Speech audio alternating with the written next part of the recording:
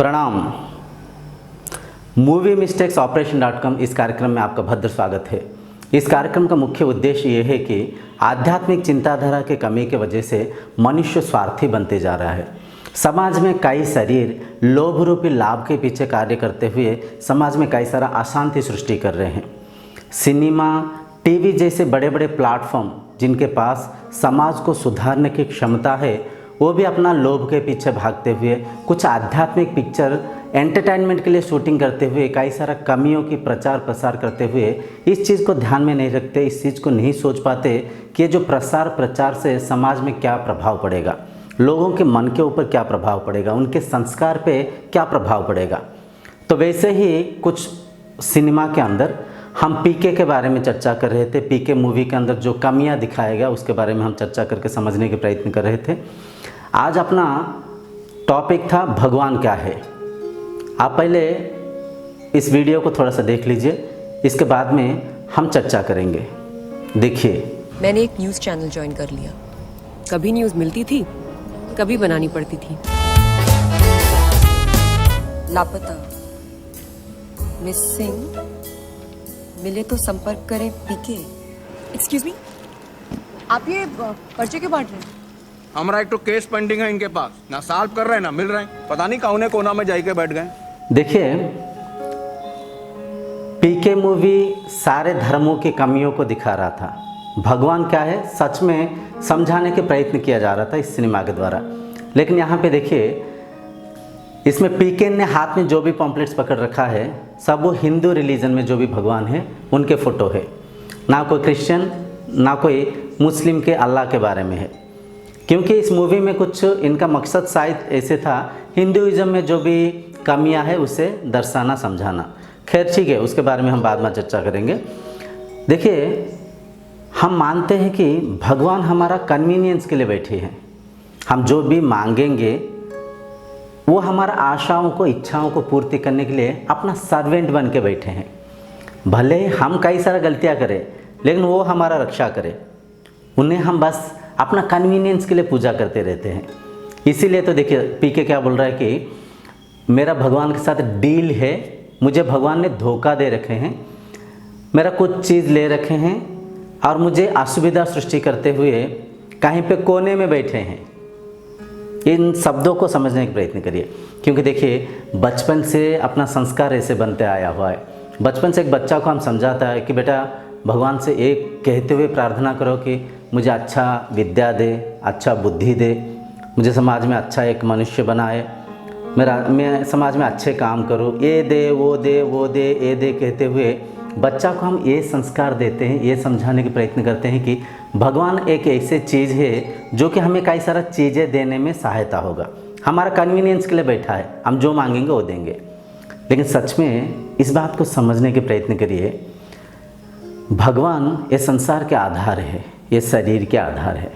भगवान के द्वारा, भगवान से ये संसार रचना किया गया।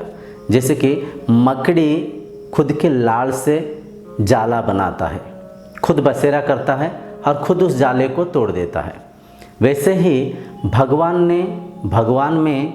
के द्वारा इस संसार को निर्माण किए। भगवान ही इस संसार को परिचालन कर रहे हैं। भगवान इस संसार को परिवर्तन के रूप में संसार के विनाश भी कर रहे हैं। भगवान ब्रह्म के रूप में, आत्मा के रूप में, कॉन्शियस डिवाइन पावर के रूप में हर कहीं विद्यमान है। हर शास्त्रों में ये चीज़ लिखा है कि भगवान हर कण में है। लेकिन उसे समझने के सही प्रचार प्रसार ना होने के कारण हम समझ नहीं पाते। हम खुद को अलग, भगवान को अलग, संसार को अलग, कहीं पे स्वर्ग है, कहीं पे नरक है, वहाँ पे भगवान बैठे हैं, वहाँ से हमें ऑपरेटिंग कर रहे हैं, ऐसे हम मानते हैं।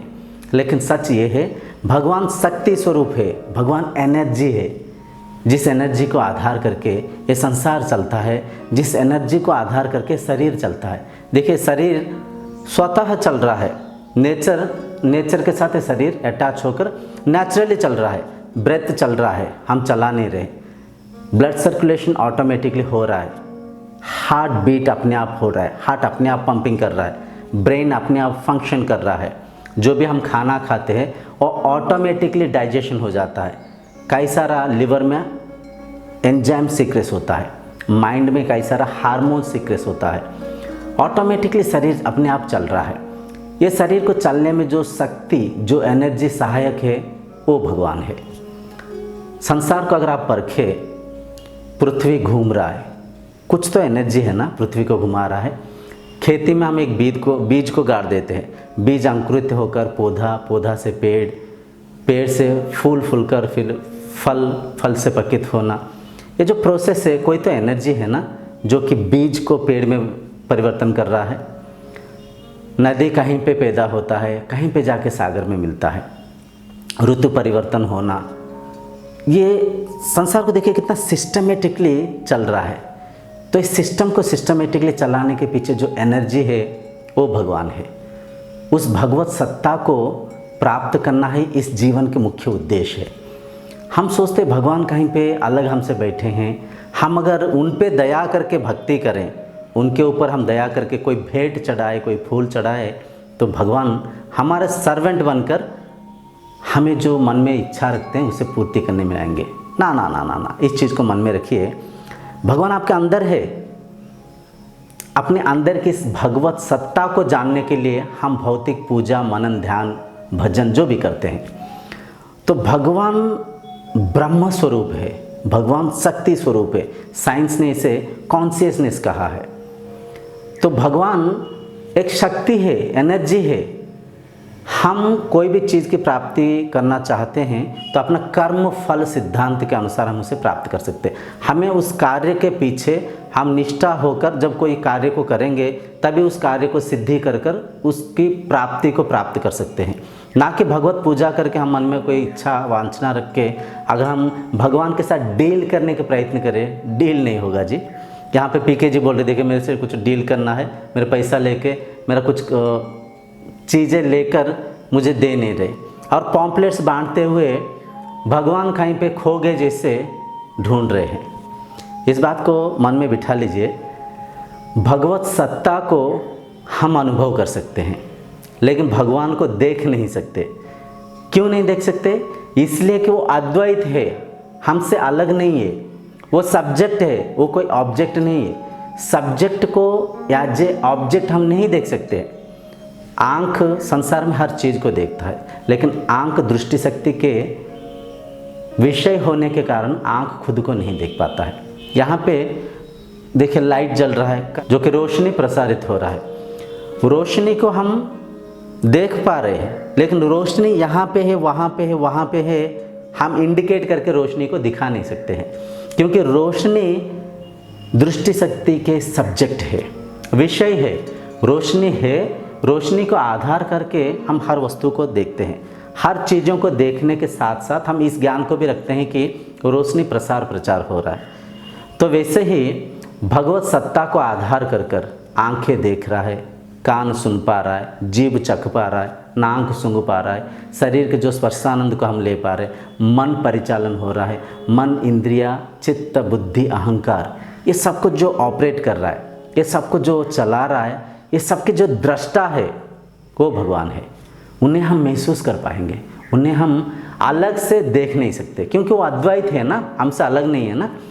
तो वो ही इस शरीर को संस्कार के मुताबिक इस संसार में परिचालन कर रहे हैं। जिस शरीर का जैसे संस्कार है वो शरीर का वैसे व्यवहार है, और जिस शरीर का जैसे व्यवहार है उसका परिणाम को, प्रतिफल को वो यहाँ पे कर्म फल सिद्धांत के अनुसार अनुभव कर रहा है। तो इस बात को मन में रखिए, भगवान आपसे अलग नहीं है, भगवान अलग, आप अलग नहीं है। स्वर्ग, नरक सब कुछ यहीं पे। आप जब वो अच्छे काम करेंगे जिसका परिणाम प्रतिफल स्वरूप आपको पुण्य मिलेगा, जिसका परिणाम प्रतिफल स्वरूप आपको शांति मिलेगा, स्वर्ग के सुख मिलेगा। अगर आप गलत काम करेंगे जिसका परिणाम प्रतिफल स्वरूप आपका नरक रूपी अशांति मिलेगा। यहीं पे आप पाप करेंगे जिसके परिणाम प्रतिफल स्वरूप आपको अशांति मिलेगा। स्वर्ग नरक सब यहीं पे है। जैसे काम हम करेंगे उस काम के परिणाम को, प्रतिफल को हम यहाँ पे अनुभव उपभोग करेंगे। भगवान आपसे अलग नहीं है, इस बात को ध्यान में रखिए। पीके पिक्चर में ऐसे दिखाया कि भगवान ने उन्हें कोई लूट के उनके चीज़ को ले गए और वो ढूंढ रहा है, हर जगह भगवान को ढूंढ रहा है, और भगवान आके उनको हेल्प करेंगे। देखिए गलती हम करेंगे और हम भगवान के दोष देंगे, भगवान हमें रक्षा नहीं कर रहे। बम गोला बारूद हम बनाएंगे, फिर हम भगवान के नाम लेते हुए बोलेंगे भगवान अगर सचमुच होते, ये बम फटा वहाँ पे लोगों को रक्षा क्यों नहीं किए, ये मिसाइल फटा लोगों को रक्षा क्यों नहीं किए। दूषित प्रदूषित वार्ता को हम फैलाएंगे, मार काट पीट हम करेंगे और हम सोचेंगे कि भगवान आके हमको रक्षा करेंगे। ये बात तो सच है, भगवान आपसे अलग नहीं है। काश भगवान आपसे अलग होते, फिर आप देख पाते भगवान के तांडव को आप, क्योंकि गलतियां हम करें और दोष उनके ऊपर ला दे, कर्म को ठीक से हम ना करें और आशा उनसे एक्सपेक्टेशन करें कि ये चीज़ हो जाए, वो चीज़ मिल जाए, ये चीज़ मुझे प्राप्ति हो जाए। हम कोई पूजा करते समय ना भगवान के ऊपर दया कर रहे, सोच रहे, हम कोई फल भेंट लेके दाता को ही भिखारी बनाते हुए हम इस चीज़ की समझ नहीं पा रहे कि पूजा का उद्देश्य क्या है। वो धीरे धीरे हम अगले एपिसोड्स में समझने के प्रयत्न करेंगे। मंदिर क्यों जाना चाहिए, मूर्ति की पूजा क्यों करना चाहिए, भगवान की सत्ता को हम कैसे इस शरीर में महसूस कर पाएंगे, उसके बारे में धीरे धीरे हम चर्चा करेंगे। तो इस चीज़ को मन में बिठा लीजिए, भगवान शक्ति स्वरूप है, भगवान ब्रह्म स्वरूप है, जो कि संसार के हर चीज़ में विद्यमान है। देखिए, शरीर अपना अपना मैकेनिज्म को लेके परिचालन हो रहा है। यूँ समझिए, इस रूम में देखिए एक लाइट है, एक फैन है, सामने कैमरा लगा हुआ है, बगल में एक टीवी है, वहाँ पे साउंड सिस्टम है। ये सब कुछ क्या है, अलग अलग इक्विपमेंट्स है, इनका मैकेनिज्म अलग है, इनका काम अलग है, इनका फंक्शंस अलग है, सब कुछ अलग है। फैन घूमता है, हवा देता है, लाइट जलता है, रोशनी प्रसारण करता है, ऑडिटरी सिस्टम को एम्पलीफाई करते हुए स्पीकर्स बजता है, वीडियो विजुअल को दिखाते हुए टीवी चलता है, कैमरा रिकॉर्डिंग करता है और वीडियो को डिस्प्ले करता है। ये तमाम डिवाइस, इनके काम, इनका फंक्शन, इनका मैकेनिज्म अलग होने के बावजूद इन तमाम डिवाइसेस को जो करंट चला रहा है वो करंट एक है, वो करंट भगवान है। यूँ समझिए, जो इंसान है, इंसान के शरीर के मैकेनिज्म कुछ अलग है, जो पशु पक्षियाँ हैं उनके शरीर के मैकेनिज्म कुछ अलग है, जो पेड़ पौधे हैं, जो छोटे छोटे कीटाणु भूताणु है, एक चींटी है, एक हाथी है, ये सबका शरीर के स्वरूप, आकार, आकृति, मैकेनिज्म अलग है, लेकिन तमाम शरीरों को जो चला रहा है ब्रह्म शक्ति, वो एक है, वही भगवान है।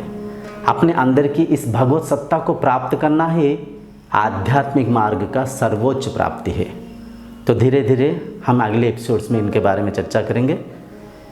आज के लिए यहाँ पे इस चर्चा को रखते हुए अगले एपिसोड तक आपसे विदाई मांगता हूँ। तब तक के लिए प्रणाम।